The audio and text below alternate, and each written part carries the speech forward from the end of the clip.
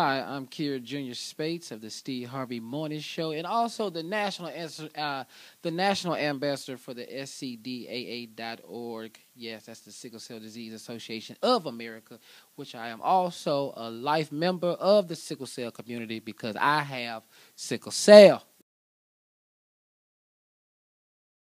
One thing I always do is I focus on positive thoughts, keep positive actions in your life, keep something to strive for, keep something a goal that you're trying to reach. It always starts with every morning with my mind going in a positive direction. That always helps me.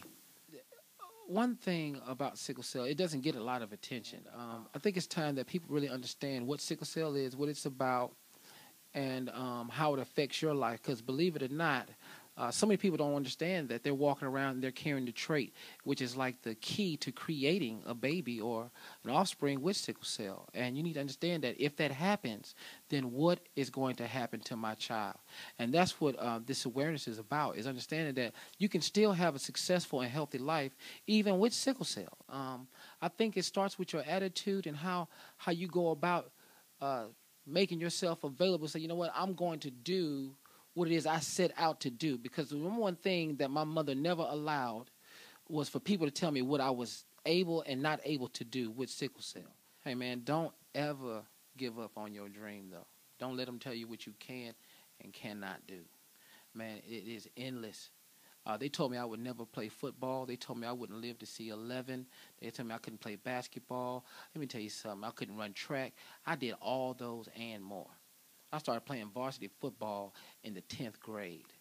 I started running on the varsity track team in the 9th grade. I mean, I did everything I wanted to do. Off the bat, it made me realize that I wasn't by myself.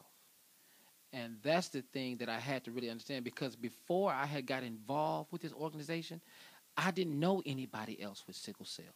So there was nobody for me to even talk about sickle cell with. There was no one I could turn to and say, hey, man, when you're having this issue, how do you handle it?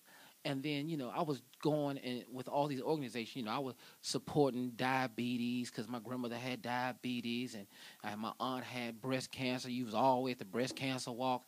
I didn't even know they had a sickle cell organization. It was kind of like finding your own family. Like when you go like, where you been? I was down at the lupus walk. It's like now I got somewhere where I belong and everybody gets me. We've all had the same issues. And that's when I realized that, you know what, there's some other people that we need to bring into the fold, and there's some other families that really need to get in here and understand that, hey, you have a place to come, and we're here for you. And that's how it really has affected my life, being an ambassador. And one thing I love that's cool, too, is the doctors. They cool just like us. I mean, the doctors, they really laid back. They ain't that stuck-up doctors. They some really cool doctors to hang out with. If you don't have anywhere to get involved with, I would say check locally and find out if there's a chapter in your city.